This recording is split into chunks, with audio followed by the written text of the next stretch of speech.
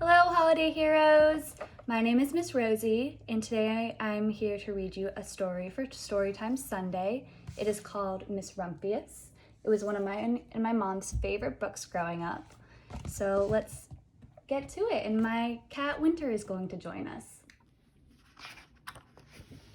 Miss Rumphius, story and pictures by Barbara Cooney.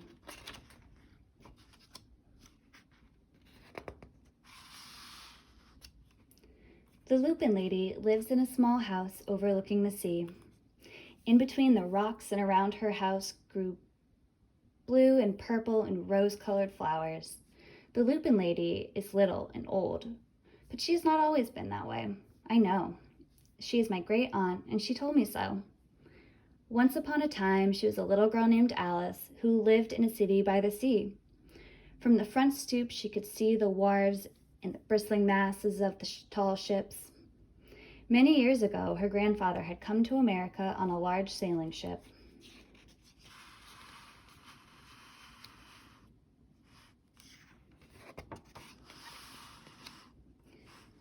Now he worked in the shop at the bottom of the house, making figureheads for the prows of ships and carving Indians out of wood to put in front of cigar stores.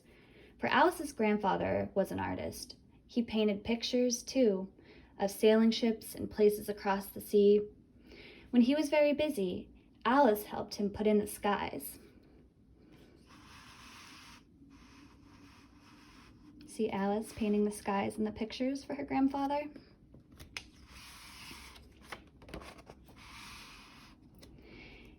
In the evening, Alice sat on her grandfather's knee and listened to his stories of faraway places. When he had finished, Alice would say, "When I grow up, I too will go to faraway places, and when I grow old, I too will live beside the sea." "That is all very well, little Alice," said her grandfather, "but there is a third thing that you must do." "What is that?" asked Alice. "You must do something to make the world more beautiful," said her grandfather. "All right," said Alice, but she did not know what that could be. In the meantime, Alice got up and washed her face and ate porridge for breakfast. She went to school and came home and did her homework, and pretty soon she was grown old.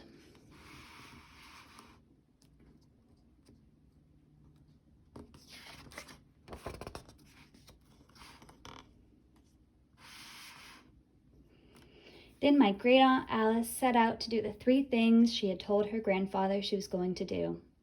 She left home and went to live in another city far from the sea and the salt air. There she worked in a library, dusting books and keeping them from getting mixed up, and helping people find the ones they wanted. Some of the books told her about faraway places. People called her Miss Rumphius now.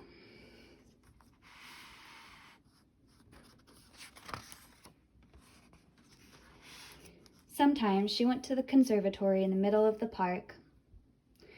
When she stepped inside on a wintry day, the warm, moist air wrapped itself around her, and the sweet smell of jasmine filled her nose. "This is almost like a tropical isle," said Miss Rumphius, "but not quite."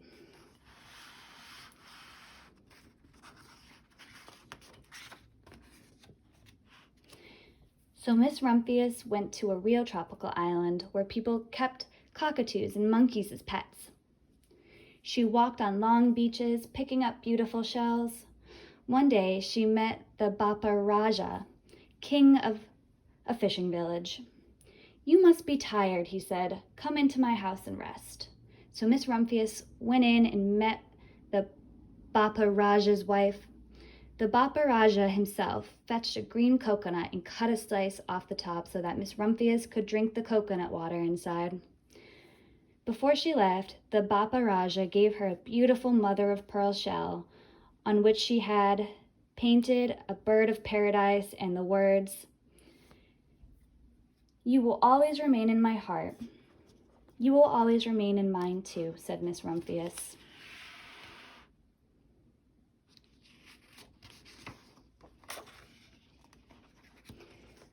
My great-aunt Alice Rumphius climbed tall mountains where the snow never melted.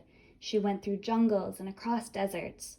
She saw lions playing and kangaroos jumping, and everywhere she made friends that she would never forget. Finally, she came to the land of the lotus eaters, and there, getting off a camel, she hurt her back. "What a foolish thing to do," said Miss Rumphius. "Well, I have certainly seen faraway places. Maybe it is time to find my place by the sea." And it was, and she did.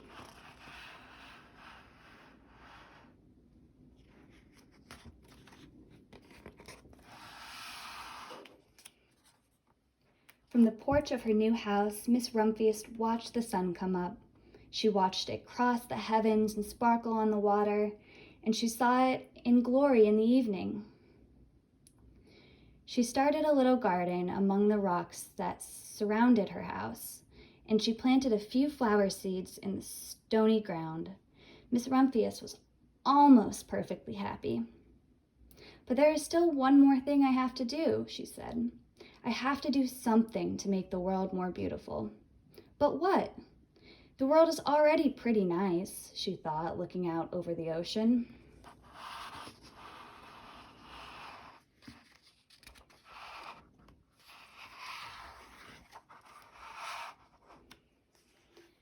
The next spring, Miss Rumphius was not very well.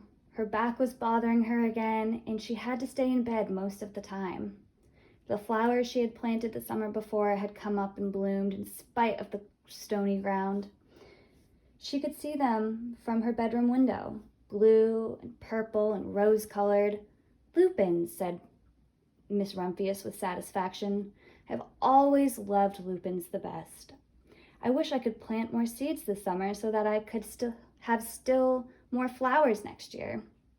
But she was not able to.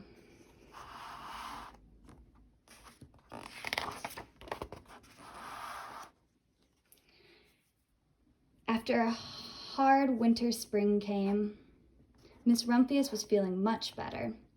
Now she could take walks again. One afternoon she started to go up and over the hill, where she had not been in a long time. "I don't believe my eyes," she cried as she got to the top. For there on the other side of the hill was a large patch of blue and purple and rose-colored lupins. "It was the wind," she said as she knelt in delight. "It was the wind that brought the seeds from my garden here, and the birds must have helped." Then Miss Rumphius had a wonderful idea.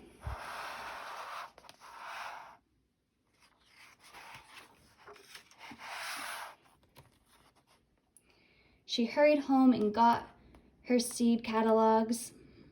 She sent off to the very best seed houses for 5 bushels of lupin seed.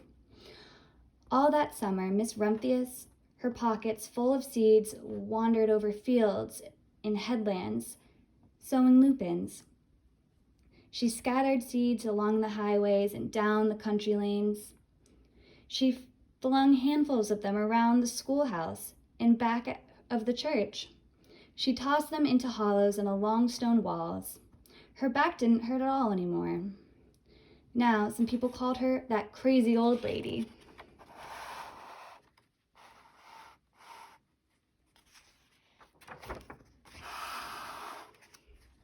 The next spring, there were lupins everywhere. Fields and hillsides were covered with blue and purple and rose-colored flowers. They bloomed along the highways and down the lanes. Bright patches lay around the schoolhouse and back of the church. Down in the hollows and along the stone walls grew the beautiful flowers. Miss Rumphius had done the third most difficult thing of all.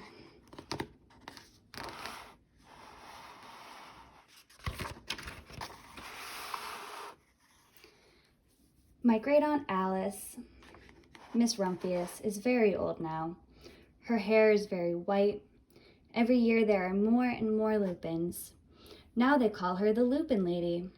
Sometimes my friends stand with me outside her gate, curious to see the old lady who planted the fields of lupin. When she invites us in, they come slowly.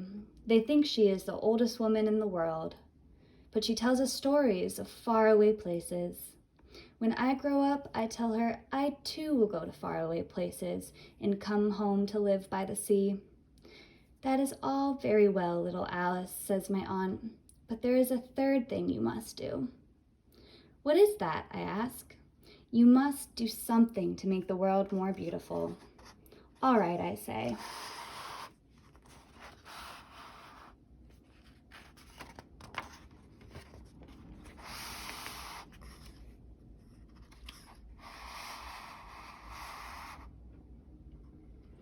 But I do not know yet what that can be.